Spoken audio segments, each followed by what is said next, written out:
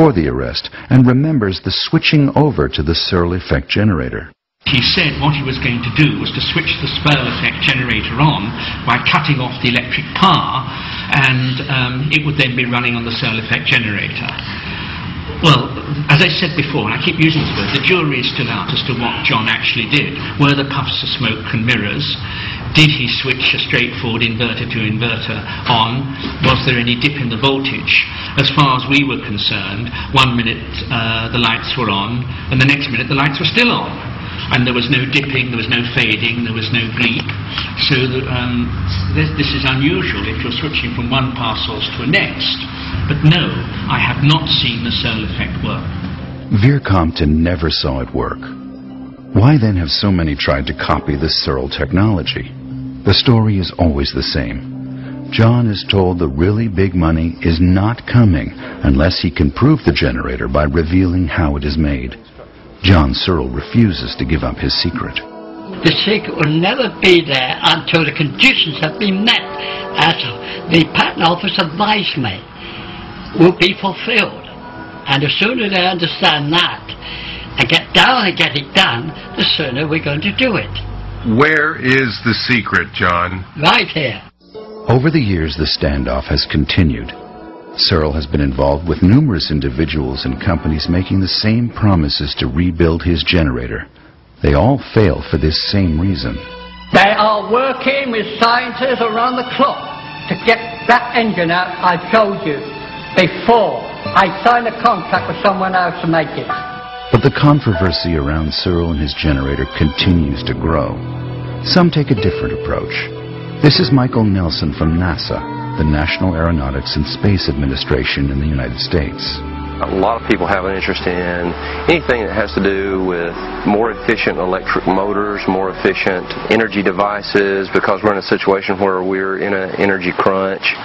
I do work for NASA. I can't say I'm representing NASA at this point, but we just have an interest in this kind of, in what you're doing and what's going to come out of it, hopefully.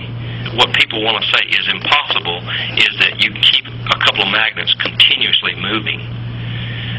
You have one big stationary magnet and you have a smaller magnet that rotates around that.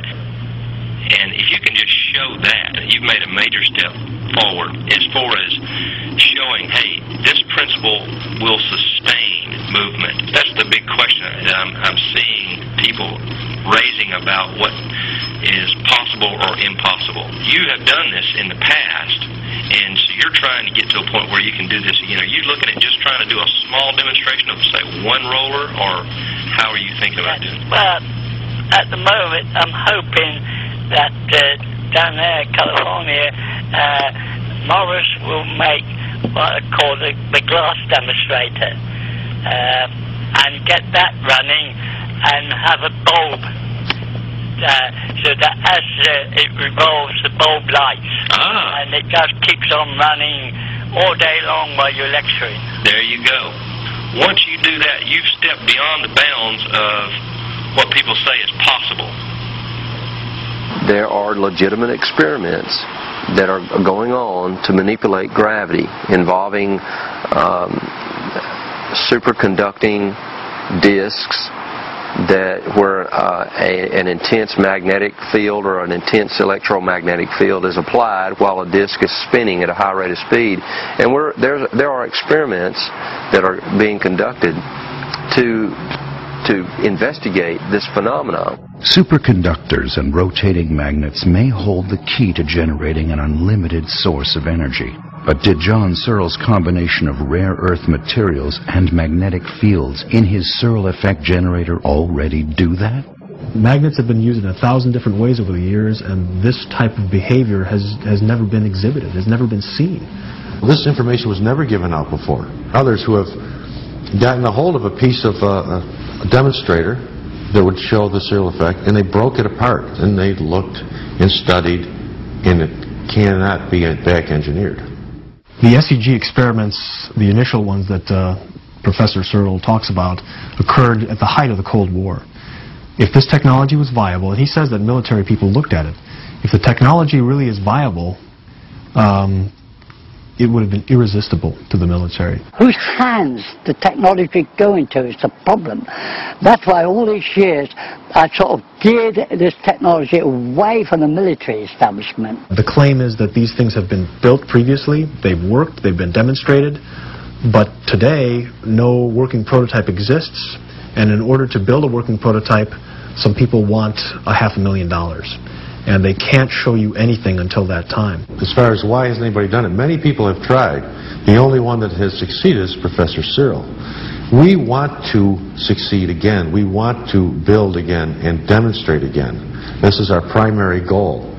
The only thing holding us back is funds. There's talk of power companies and utilities, big corporations, who are threatened by this kind of a concept.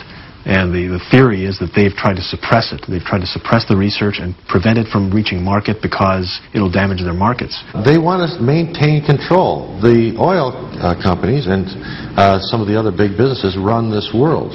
Unfortunately, they run most of our governments. So that even our government, which we would think would be very interested in something like this, sometimes doesn't respond because of pressures put on by big business, by economic advisors. The most benefit to any individual, let alone a company, to be made from this is by appropriating it and distributing it to the public, and by manufacturing it and making people pay to buy it from you. Taking out a patent, copyrights, whatever you need to make yourself or your company the source for something so profound. You would be the richest man in the world very quickly.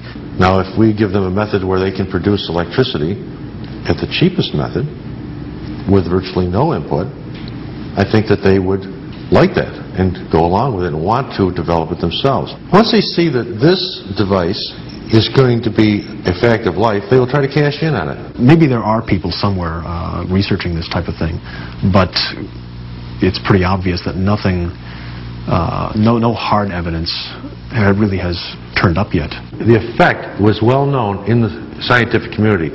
It was compared to, it was alluded to. This is much like the Cyril effect, or this is a lot like the Cyril effect. So he was used as a base point, and not somebody that was off the wall. If you can prove the technology, if you can demonstrate the technology is functional, that it really works, all questions will be answered. People can't argue with success. They can't argue with what they see right in front of their own face. I can understand why people would have difficulty in understanding it, because it does take a great deal of effort to make sense of it technically. Fernando Morris, an electrical engineer and computer specialist, is responsible for the most credible attempt to rebuild the Cyril effect generator. We have something here that needs to be investigated, and really that's my role. I am a technical investigator of the SEG. In his home laboratory workshop near San Diego, California, Morris is following the footsteps of John Searle. Personally guided by Searle himself, he is rebuilding the generator precisely as Searle did long ago. Morris developed the unit that reveals a magnetic sine wave in the Searle generator. That's how I started off, is to try to build a magnetizer for it. And if I could develop this sine wave, which I'd never heard of before, I think we're on to something, and we can build upon that. Now that is proven, repeatable, and I've got the unit to do that. It's a process of magnetizing the rollers and the plate. And when you develop sine waves on it, in effect, you're developing a motor. And that's essential if it's going to be a viable device. That's exactly what I've been saying since 1946. There is a waveform in a magnetic domain on that metal. And the scientists say impossible. Morris has invested his time and considerable personal fortune into this effort.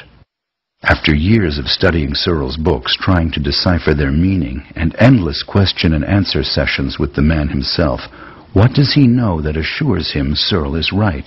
I'm going to release a piece of information here that I haven't shared before, and that is the law of squares. That's one of those question marks right now, is how does that come about? It took me a while to understand it, but what it is, it represents time, space, and energy. And what it says is it's in a random state. That's not useful energy. But what John has done, he has transposed